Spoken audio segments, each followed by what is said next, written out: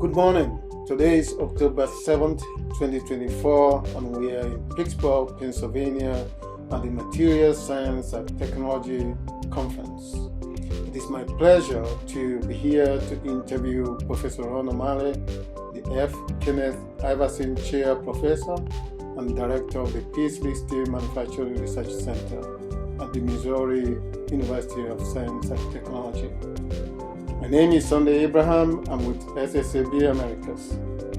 The recording is a part of AIME's Oral History Capture Program.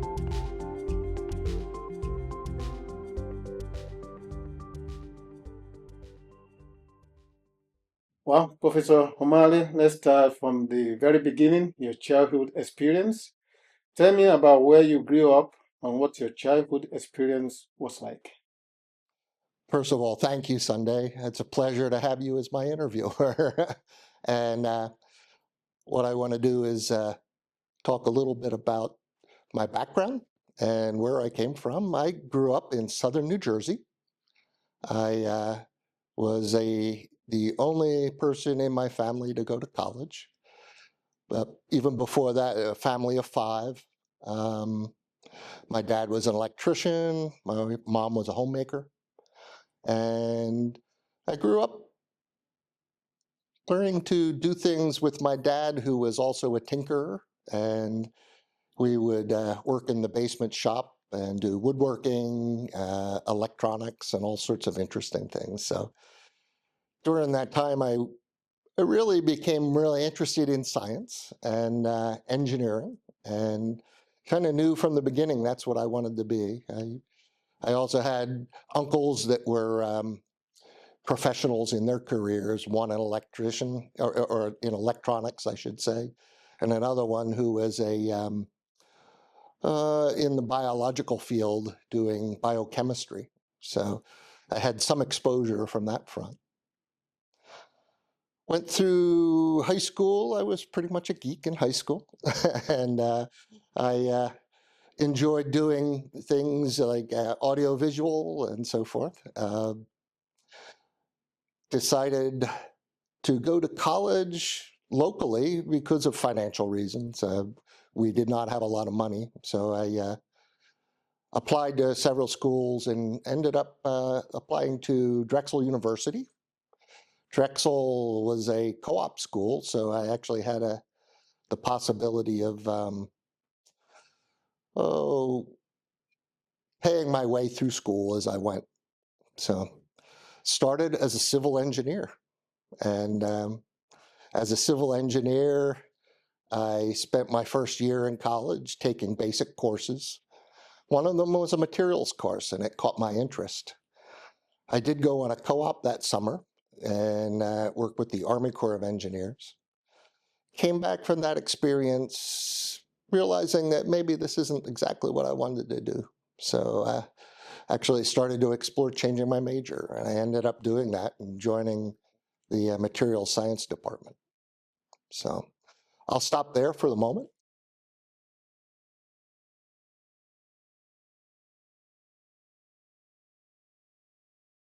So what is it exactly that made you change your mind from civil engineering to material science? Well, at the time when I was a co-op, I found that it just appeared to me that a lot of what civil engineers were doing and the types of jobs I was doing were just applying formulas out of a textbook to solve problems. And maybe naively so at the time. It just felt like it was cookbook engineering. And I was, at the time, more interested in the art and architecture side of it as well. And the engineering side, calculating the bank on a road or the size of a pump for a dam just didn't excite me. The course I took in material science was one, like a lot I've talked to students, that I've been involved with about, where you get exposed to a lot of the really unique features of material science. And the descriptions of how things work made a lot of sense to me. It was, physical chemistry and chemistry focused. you could rationalize how things happened and what cause and effect took place. And I also found that I didn't have to deal with organic chemistry. So, chemical engineering was another option, but this one appealed to me a whole lot more. I'd also say that there were certain individuals at Drexel that played a key role in helping me make that decision. There was a young professor who is well known now, Diran Apelian, who had just, I think, left Bethlehem Steel to become a professor. And he started up a program there, and his work really intrigued me, and I linked up with him pretty quickly. Actually became his first master's student. But it was part of that effort and being able to travel with him on consulting experiences that got me interested in molten metal and molten metal processing. So you have two influences in your life that led you to pursue engineering and material science. Is your dad being an electrician, and then this professor at Drexel University. So my question is, initially you wanted to do civil engineering. Yeah. Is Drexel University very strong in civil engineering? Well, it's interesting you ask that, because when I explored architecture, they did have a program, but it was a night program. And I thought about it and actually moved into civil engineering because it was a day program. And I thought that perhaps I might consider moving into a night program later. Ended up not being the case. The one thing about my high school period was I was very much an artist. I did a lot of artwork, and so I was also very interested in creating, and architecture appealed to me on that basis. But I also found that later in life, those art skills became very handy in other areas, in the engineering world too. So it seems you are in the right place, because people say material science, steelmaking is just sometimes an art, and sometimes it's a science. yes. So you have the right combination.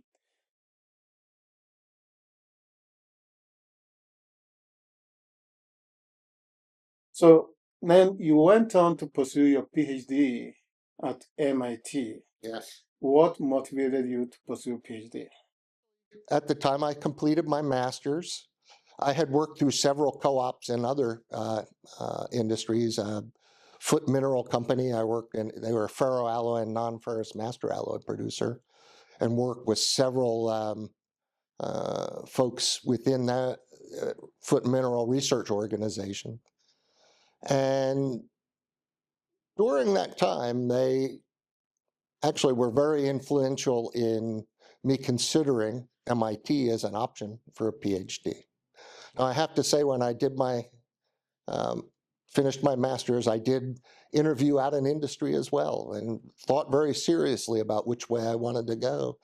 Ultimately decided to pull the trigger and go to MIT.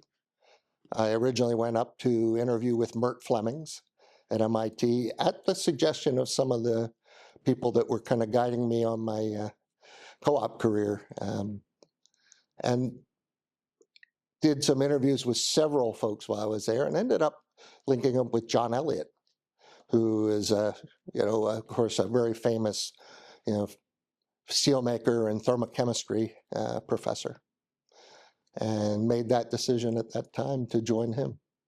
So I actually joined him, and he allowed me to work for 6 months, jumping around with various researchers in the group to see what kind of research I would like to do.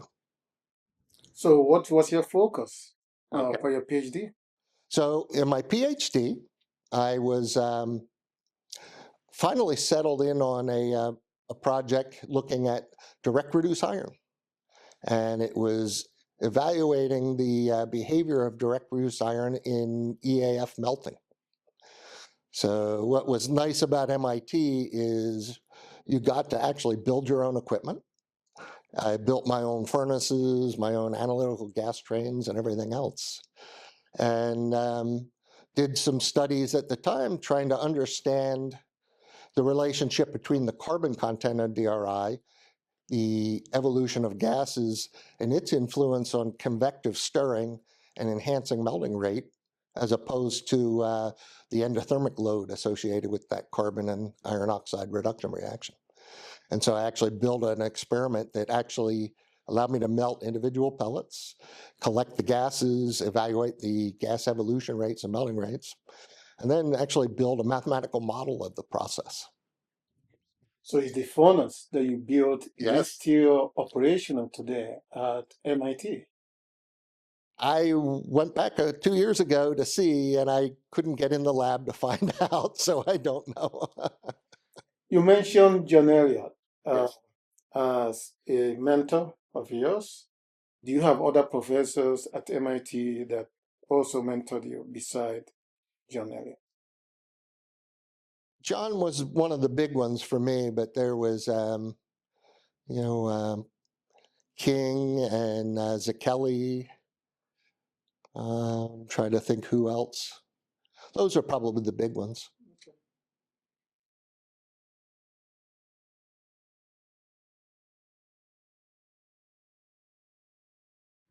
Oh no, let's transition now to professional Yeah. development.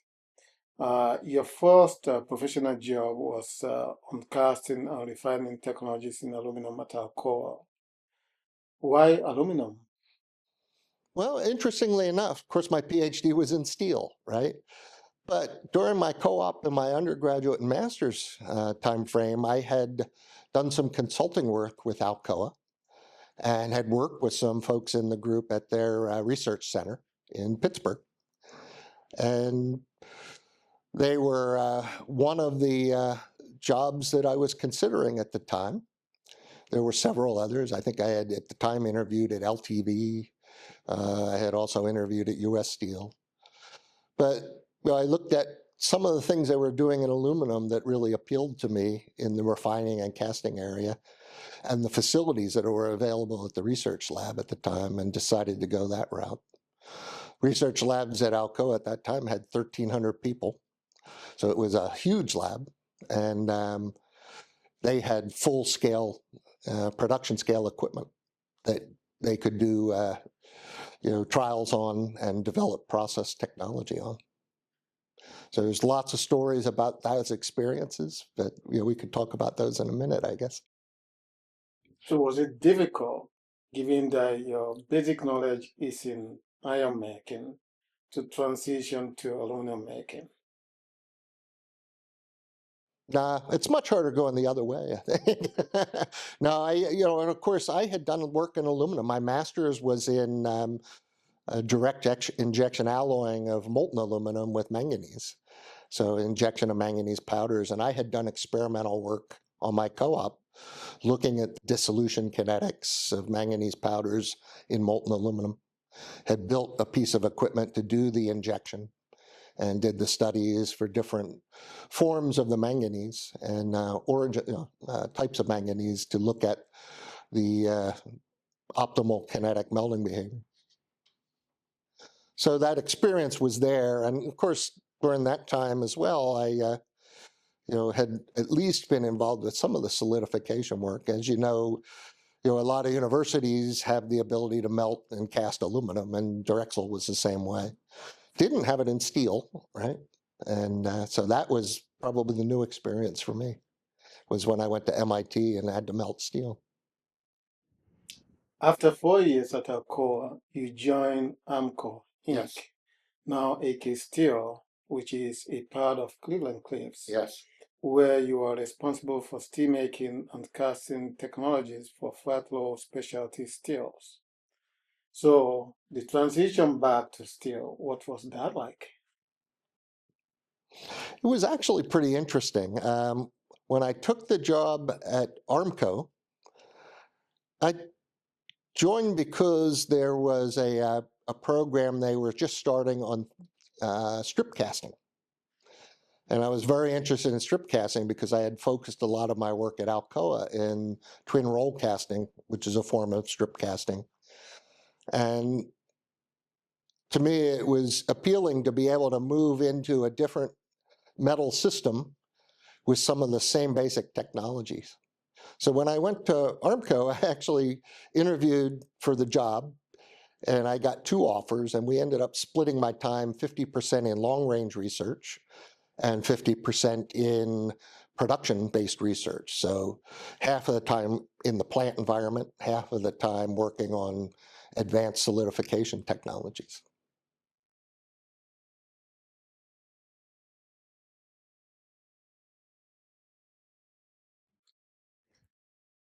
Okay, Professor O'Malley, let's cycle back to your experience at Alcoa. Okay. Can you tell us what you like? What was it like working with colleagues? What you like and what you didn't like? It's an interesting experience. You know, when I left MIT, I had built a lot of my own equipment, right?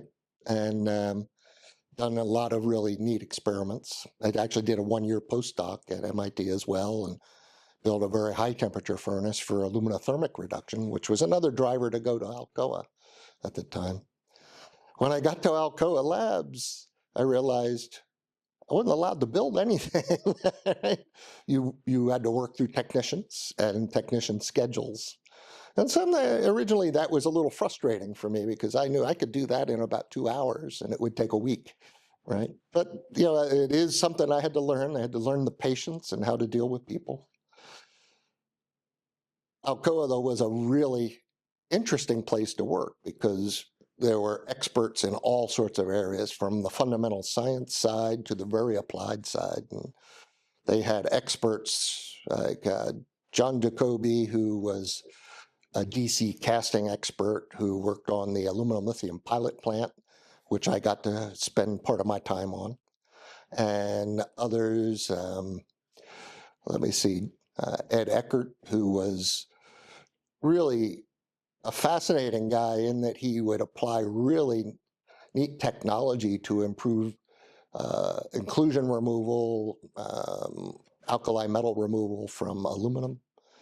And then mentors that I was involved in as well, that I got involved in the twin roll casting part of the world. And the twin roll casting part of the world was kind of fascinating to me because what we were trying to do was take a conventional technology and push it to its extremes, to the high-speed limits, to expanded alloy contents and so forth. The pilot plant, I will say, was interesting because I don't know, you know, much about aluminum lithium casting, but it's the first test they did at Alcoa Labs under the direction of John Jacoby.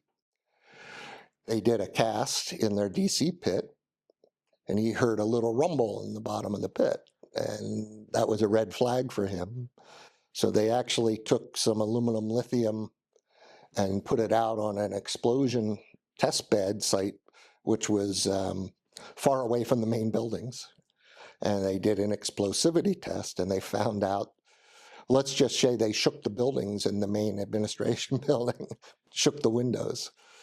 So they actually had to halt that process and come up with a new way of casting. It turned out that aluminum lithium in reaction with water was exceptionally explosive. And so if the liquid metal got in contact, that was a big problem. So if you had aluminum lithium casting process, you had a breakout, you had a big explosion. In fact, whole plants have been, you know, later were blown up. I think Pechenay blew up a plant trying to cast this material. So they actually developed a process that used anhydrous glycol as a coolant instead of water. And anhydrous glycol could cool the surface of the ingot, but it was also one that if you had a breakout would create a fireball, right? And so they actually had CO2 dumping to put the flame out if they did have a breakout and had a fireball. One of my experiences was being on one of the platforms while we were casting, and they had a breakout, and they had a fireball. And so I was surrounded by flames on all sides, and I'm waiting for the CO2 to dump, and it never came. So I had to jump through the flames off of the casting platform. Lost a little hair, but I was in full gear. I was protected, but it was an interesting experience, to say the least. You know, Aluminum is a exceptionally reactive metal, and exposure to water and steam can be a big problem. I worked in other parts of the process on aluminum powder production. I don't know whether you know it, but they had a plant in Texas that actually produced the aluminum powder used for the fuel for the solid rocket boosters for the space shuttle. That's actually what those fuels were made of. And when you worked in that plant, you actually had to wear conductive shoes with ground straps because you could kick a spark and light up any dust that was there. So it was an interesting process, experience with a lot of really fascinating and different areas to work in. In the aluminum lithium world, we visited Westinghouse to learn how they were using lithium, pumping lithium to direct alloy lithium into a molten aluminum for the aluminum lithium alloys, because they found that direct alloying in the furnace would catalyze aluminum nitride formation, and they grew an aluminum nitride crystal the size of a Volkswagen in their furnace the first time they tried that. So there were just a lot of really interesting challenges. In the end, Alcoa's research was shrinking, and I could see the writing on the wall when you started spending more time selling programs and doing programs. It was time to start thinking about other options, and that's why I made the decision to go out and look for other opportunities. And Armco was one of them, and again, attracted by the in that time, the twin roll casting processes and the strip casting processes they were involved with. They had a DOE program going on. But turned out they had a lot more going on as well. And, Armco became sort of the grounding for my whole career in steel. So.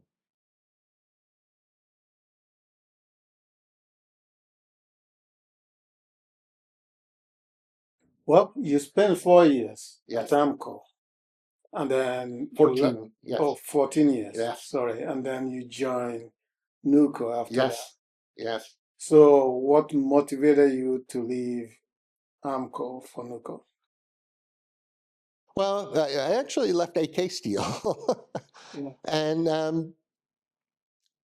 Armco was a great place to work and had a history of great developments. Hot rolling was developed, by Verity, and IF steels were invented. Electrical steels were developed in conjunction with Westinghouse. So there was a really rich history. That development kind of went away after a while as, the Armco organization got absorbed into the AK organization. And so I thought it was time to consider moving on again. You spent 12 years at Nuco Decatur. Yes. Right? And then you decided to transition into academia. You joined the faculty in the Material Science and Engineering Department at Missouri University of Science and Technology as the F. Kenneth Iverson Chair Professor and Director of the Peasley Steel Manufacturing Research Center. So, what was that transition like, again, from industry back to academia? Mm-hmm. Well, it's interesting that, the first transition going from Armco or AK to Nucor was a transition in its own right, because here I was moving from largely involvement in specialty steel development. I mentioned originally that I had been given a dual role, working on long-range research and plant support. There's a whole period in there during my Armco career where the long-range stuff went away, and I spent my time exclusively in the plant support area, almost entirely in specialty steels. So the first half of my career there, I was largely involved in the development of 409 stainless steel development, no grind practices for austenitic stainless steels, development of casting practices for martensitic, duplexes, and so forth. And that was a great experience, because as part of that program, I was essentially given the mandate to develop practices to do what we could to eliminate grinding on those products, which is very expensive when you start talking about the cost of nickel and so forth. And traditionally these materials, the slabs, were 1.5% grinding yield losses. So one of my early programs was involved with modifying oscillation strategies on the continuous casters. These were old casters. They had long stroke, low frequency oscillation, deep oscillation marks, and they were contributors to the need for grinding. And so one of my early programs was to actually convert over to high frequency short stroke oscillation. And as a result, redevelop the lubrication strategies, the mold powder development for all those grades. There were something like 140 grades on the books at the time. So trial by fire, right? And of course, with them, I had also worked in the development of 409 when, in the early days, Armco was struggling in 409 with surface quality issues. And there was a team of us that traveled different parts of the world and then looked at technologies and came back and developed a practice to make these high surface quality products. And that part of it actually allowed Armco to move to be the dominant producer in the automotive chrome exhaust market. And those experiences were really great, but they also gave me an opportunity when Armco decided that they were going to acquire, Empire Detroit Steel. And as part of that portfolio of plants, there was a plant in Mansfield that was an ingot facility making stainless steels. And this was right around the time when Nucor was just starting to dabble in producing stainless steel by thin slab casting. And so there was a lot of concerns about the possibility we could lose market share. And it spurred an effort to invest in Mansfield and put in a thin slab caster in Mansfield to replace the ingot operation. So that was a project that I was intimately involved in. I lived many years of my life in Mansfield, starting up that thin slab caster, helping develop the technologies for it, the specifications for it, and the practices to make it run. So it was, again, a really exciting experience. So that transition was still almost all specialty steel. So when I went to Nucor, all of a sudden it was all carbon steel. And that was a whole new thing, right? And so, I had a lot of experience, I knew a lot about, steel making and casting practices, but there was a lot I had to learn about, traditional carbon steels that I had, never really worked in.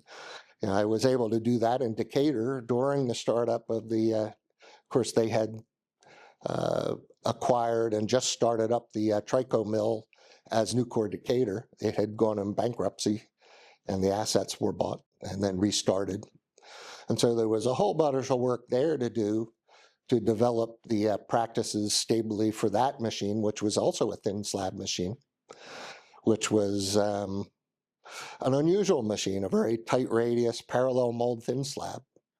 And that took a lot of years of my life as well. But not anything in any of this I would trade any of my time for, because they all help build really strong experiences. And one of the things you learn is when you start up something new, in a crisis, you can try anything, right? And you get to try some of the most aggressive approaches to things that you'll ever be able to do in your lifetime. So.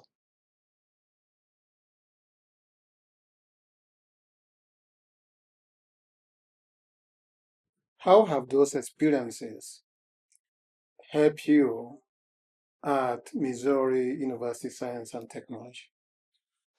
Well, all throughout my career, I had used my knowledge of metallurgy, physical chemistry, and so forth to solve problems in the real world. So when I considered to move to academia, that move really came about because of some events that happened with a former professor who I had been in support of, Kent Peasley, who you know, who unfortunately had passed away right before he was starting up his center. And there were many of us from industry trying to support him to get that center started because we knew we needed more steel-focused universities in the U.S., and there were very few. The technologies that I learned in industry, it turns out, were very fruitful when I moved into the academic career because I knew what was real and what wasn't, right? I knew what was important to industry people.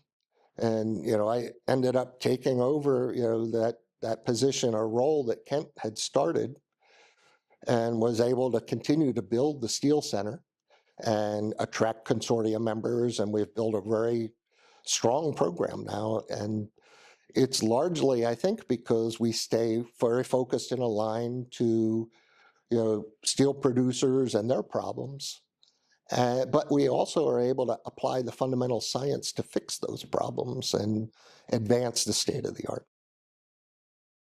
Did you have any interest in joining academia before you got the offer to join Missouri University of Science and Technology? Interesting you would ask that question because when I left MIT, I was actually, well, right before I left MIT, I was asked if I would be interested in joining the faculty there as an assistant professor. And I decided against it because I knew I would need stronger industry ties than I had. And it would be really hard to do that from within that type of a position, especially with some of the real powerhouses that were in place there at the time. So I decided to go out into industry. Thought I would maybe go out for 5 years and come back to academia. Well, 30 years later, I finally had the opportunity, even though I wasn't really thinking at that time of pursuing it. So the situation with Kent Peasley's passing opened up an opportunity for me to move into that role. And I had to think hard about it for a couple of reasons. Number one, my wife really loved Alabama, and we had planned to spend our rest of our life there and retire there. Nucor is a great company to work for, and under other circumstances, I'd probably still be there. But as I looked at this role, in the center and the role of teaching, I always knew I loved teaching. I was very active even in those days at AIST teaching, and did a lot of teaching internally within Nucor as well. So I liked that part of it. And I thought about it, and it was also really attractive to think that I could actually now maybe work with a larger group of people in the industry. I knew many people in the industry at that time, from my time at both Armco and, of course, at Nucor. I collectively had over 20 years of industry contact experience. And this looked like it'd be an opportunity to do some really neat and exciting things, like, kind of like a kid in a candy store, right? You get to play with all the cool toys, work with people who are your family and your friends. And so it looked really attractive. So the first thing I had to do was go to my wife and say, I think I found my dream job. And she says, where is it? And I said, well, it's in Missouri. Next question was, does it snow in Missouri? No, never snows in Missouri. She said, well, no, I never stand in the way of your dream job, but this is what it'll cost you. And so I'm still paying the price today. But the second group I had to go to was Nucor, because the position I was applying for was a Nucor endowed chair. In fact, I had been on the committee that picked Kent Peasley for the first Iverson Chair professorship. So I was, one of the industry folks that was responsible for him getting that position, with others that really did a great job, promoting that endowment and so forth within Nucor. Gary Pinnell, for example, in particular, was very instrumental in making that happen. So that was an endowed chair. And now what I had to do is go to Nucor and say, well, as a Nucor employee, I'm thinking about leaving Nucor and taking an endowed chair at Missouri S&T that you guys provided. Are you okay with this? And I basically told them that, look, if you're uncomfortable with this or don't like this, let me know, I'll back out. And of course, they were very supportive and have been to this day. And so that was really the impetus for me to move into the academia. It was, I think, just an opportunity. I had, at that very first meeting that we had where we went to the meeting the first day and Kent's funeral the second day, I had people start whispering in my ear, don't you think you'd like to do this? Right? And so the more I thought about it, I thought this could be a really interesting change in my career. I can teach, I can do fundamental research, applied research, I can work with the entire industry. And so I decided to put my hat in the pot. This year, you'll be celebrating the 10th anniversary as the director of the Paisley Steel Manufacturing Research Center. The center has grown its members over these past 10 years. What do you think is the main reason for this success? The Paisley Steel Manufacturing Research Center, I think, has been successful because we engage with industry on the types of projects they're interested in. We train students that end up working in their industry. And those two factors, I think, are very attractive to people to kick money in to support research at the university. Our approach is we have a tiered structure so that every member actually is involved in applying voting points to pick projects that are developed, as you're aware, in brainstorming sessions. We held one of the brainstorming sessions at your research facility, a couple of years ago now.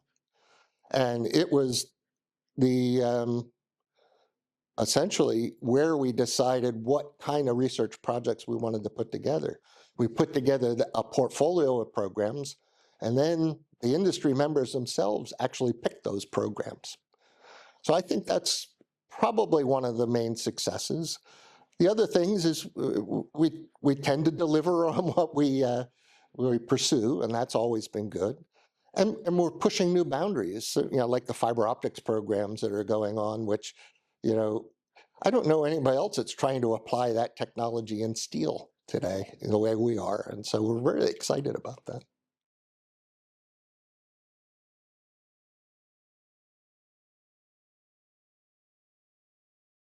Certainly a neat technology. We are part of this as well, Yes. helping you to evaluate it, and we can't wait until we have the final product. You are involved in a couple of sustainability projects. Yes. I.e. the grid interactive steelmaking with hydrogen, and the other one is electrified processes for industry without carbon. How will these initiatives shape steel industry in the future? Well, the steel industry is certainly in a position to consider a whole variety of ways to reduce their carbon footprint. In many ways, the U.S. steel industry is ahead of the role in the world because of its heavy electric furnace percentages in production, right? 70% of the steel in the U.S. is made by electric furnace routes, which are quite a bit lower in emissions and CO2 already. But to get further, we've got to look at new technology routes. SSAB is certainly pursuing one with hydrogen DRI production. We're also in GISH doing that same type of work in a pilot operation to look at grid interactive swinging based on the availability of green hydrogen, based on the renewable availability time frame, and switching between that and natural gas in the time periods in between. And so the dynamics of those switches are going to be real important if you're going to operate successfully a commercially viable plant, if you haven't yet developed a sustainable hydrogen supply. And so it's a technology transition that I think is really important. And if we're going to be successful in converting to these technologies, we have to understand, the costs of those transitions and how to mitigate those costs with intermediate solutions before we get to the final. Now, we've been successful, as you guys have, in producing hydrogen DRI. And here just last week, we successfully did our first natural gas hydrogen transition. And so understanding the natures of those transitions and that whether they can be easily transitioned and maintain, the product viability, in this case, metallization in the DRI is really vital to understand how you handle those dynamics.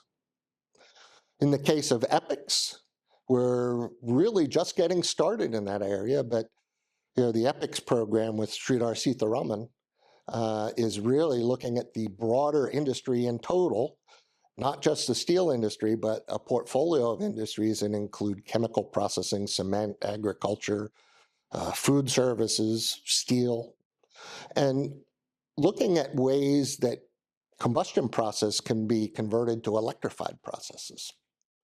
We're lucky because we've put in a proposal to be the steel test bed site, and part of our role will be to look at what types of combustion processes can we convert to electrified processes. And the first thrust of this EPIXc program is looking at microwave plasma systems to actually replace conventional burners.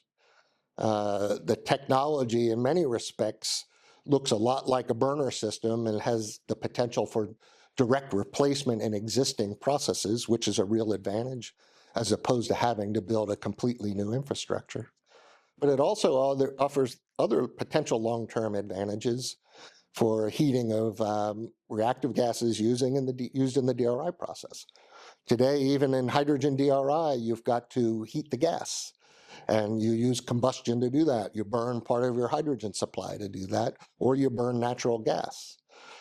Well, if we can do that by electrified processes, we can reduce the combustion burdens there, but also potentially provide a more reactive form of hydrogen in the form of monatomic or ionized hydrogen, which can enhance the kinetics of the process in the reactor. So there's some really neat things that we're looking at here. And like I said, the last one is in early stages, but we've done a little bit of work even within GISH looking at the influence of plasma on the kinetics of reduction and seeing some benefits. And others have published some potential benefits as well. So I think it's an area where we can help, improve the kinetics of reduction, the efficiencies of the processes.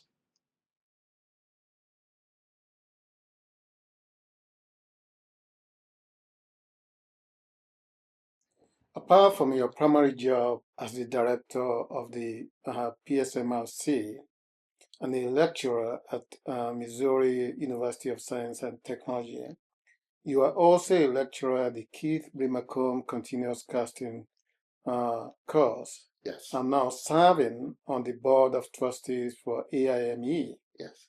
What keeps you so motivated? I can't say no. No. These are things I love, right? I mean, first of all, when I first became a professor at S&T, I became eligible to join the continuous casting course, and I got a call from Alan Cram saying that he was kind of stepping into more administrative roles, and would I be willing to take over for him as a lecturer in that role? I was honored, to be honest with you. As a young engineer, I took that course with Keith Brimacombe, right, many, many years ago. And so, I'd done a lot of teaching. I taught a lot of short courses in continuous casting for AIST. So I thought this was a great opportunity. And you know what? It's also exposure for the university to help the center grow. And, it was just a positive thing overall. And I love doing that course. I've done it every year except 1 year for COVID, right? And so coming up on year 11 now. And, my role in that course has actually expanded because we've had others retire, and I've taken over their lectureship roles as well. So this year, actually, Ed Zakaris is stepping down, and we're going to be distributing his portion of the lectures amongst the three of us now, me, Indira, and Brian Thomas. And I'm hoping we can keep it going for many years to come because I really enjoy it. How have your work impacted your family life? Interesting you should say that, because I would say for many years, my life was heavily impacted by my uh, efforts in the plant environments, particularly during startups, and in having to travel to the extensive level that I had. I'm very lucky. My wife is very independent. She was a pharmacist and was able to take time off to cover family and then go back to pharmacy. So her finances actually helped support my son and daughter's school costs and college costs. And she is now retired, and we're just living off of mine at this point. But I would say it was hard for a while. It was hard on my family. You know, when I'd go through a startup, I would be living off site a week at a time sometimes. And there were times where I actually took my family, my young kids, to the hotel with me when I had to do work in the plant. And they would stay at the hotel, swim in the pool, and I would meet them for lunch when I was working in the plant for extended hours. So I could spend a little time with them, and they could have a little vacation and swim in the cool pool in the hotel. But there are times when we used to lie to my daughter that this was her birthday when it wasn't, because I was not in town when her birthday was on. So our family is very close, so I think things have gone well, but I have to say there were times that I probably took more time than I should have. So you have a son and a daughter. Yes. So have any of them taken to your discipline, engineering? They ran away. My daughter is a family practice doctor. So my wife was a pharmacist. My son went to a school to become what do they call physical therapist, but decided to change. But now he's moving into the engineering field, and he's actually working at the university with the fiber optics group over with Gia. And, he's doing work in that area now. So he's migrated a little back.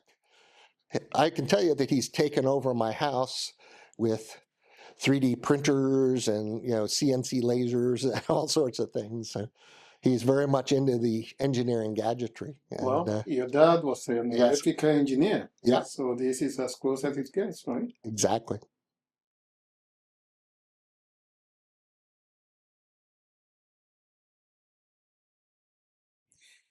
You've received many awards and recognitions for your contributions to the steel industry. Which of your contributions are you most proud of and why? Wow, that is such a tough one, because I would have to say probably the highlight for me was doing the Howe Memorial Lecture recently. That was quite an honor, because as I go back, the history of that lecture goes all the way back to John Elliot and his advisor, John Chipman.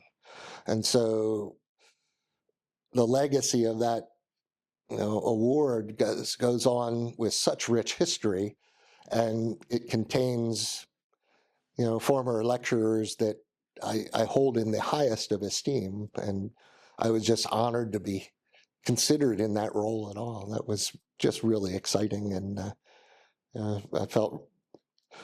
made me feel good.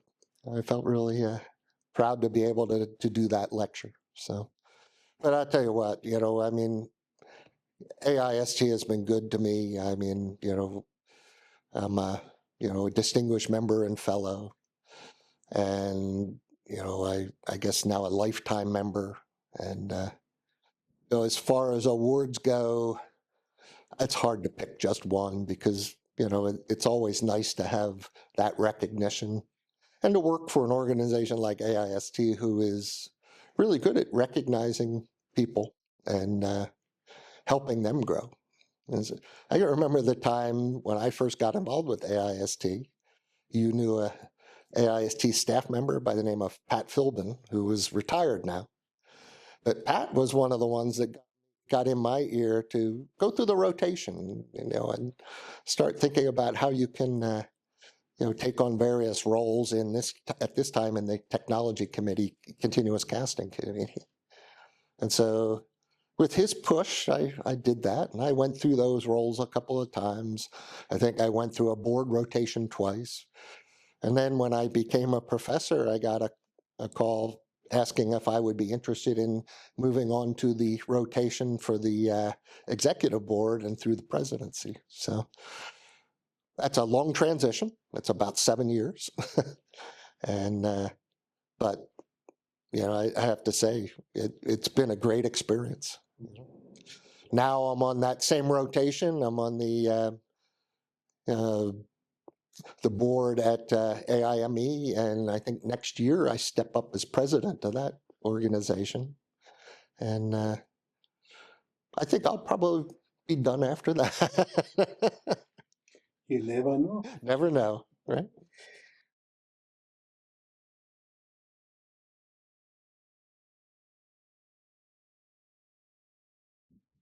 Professor O'Malley, you've had a very long career. You have an experience in aluminum casting, aluminum lithium production, tin slab casting, carbon manganese steel plate production. Okay, many wish they will have such a glamorous career in the industry. But we also know that the steel industry is shrinking. The question is, what do we have to do to develop the next crop of individuals that will carry, this legacy forward? It's a really interesting question, and one we wrestle with all the time at the university level, because it starts with attracting young people into the industry. And you know as well as I, our industry sometimes has an ill-gotten reputation of being a dirty industry, right? Dirty, uncomfortable. And the reality couldn't be farther from that. Now, sometimes you have to wear safety gear, but the honest truth is there is so much technology in the industry that we work in that is so exciting. We've got to find a way to make that visible to the young people out there. When I started as an engineer, I started in civil engineering. I didn't even know what material science was, right? And I suspect that's still true today for many students that are considering careers. And if they only knew, we could probably draw them over. In fact, probably the most successful recruiting strategies that I've seen have been summer camps where students come in and they experience metallurgy and material science in experiments and programs that are put on for a week as part of a camp. We have our Jacqueline camp at Missouri S&T and the ASM camp, for example, that are really good at helping us recruit people. We don't often get down to a lower level than that into the, certainly not in elementary, but even in high school, I don't think you could go to a high school and 2% would know what a metallurgist even was, right? Let alone what they do. So I think we have to find ways to communicate to that part.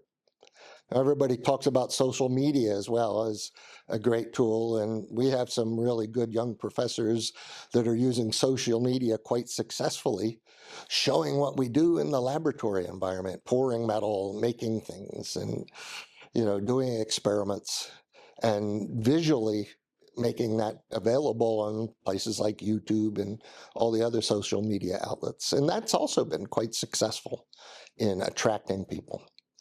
So I think it comes down to visibility.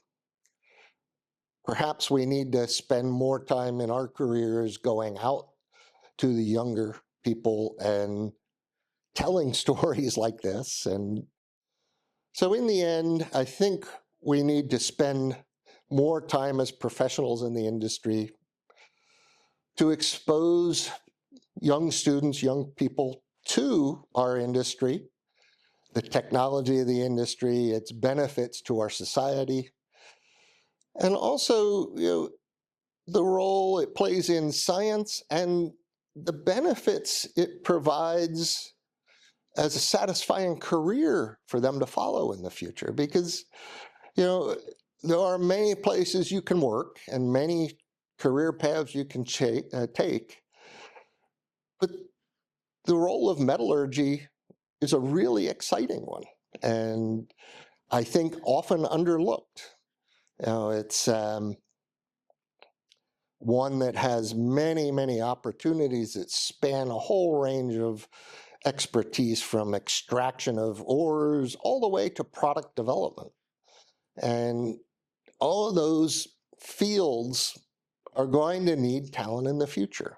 In fact, my biggest fear is those talent pools are shrinking, and at some point we won't be around anymore, and we need to have people follow in our footsteps. So I think it's part of our role to give back in that regard. It's one of the reasons I love teaching Primacome, for example, is we get to spend a whole week focused on the latest technologies in continuous casting and basically teach young engineers, operators in the field, the latest that's going on. How do we carry that down to the younger generation? I'm not sure, but we need to figure out a way to do that. What advice would you have for today's young leaders in the engineering profession? Don't be afraid. Get involved. If you have an opportunity to do something new, even though it looks scary, jump at it. A startup will allow you to apply your talents to the extreme. It will tire you out. It will take many hours of your life, but in the end, the rewards will be way greater because you will have worked with a team of people who will be your colleagues for life, and you'll get to do things that nobody else has done. And there's a lot that feels good about doing things like that. So be involved is key, right? Well, Professor O'Malley, it has been an honor to spend this time with you to learn about your fascinating career and the incredible life you've had. Thank you so much again for your willingness to share your story with AIME. Thank you, Sunday. It's been a pleasure talking with you today.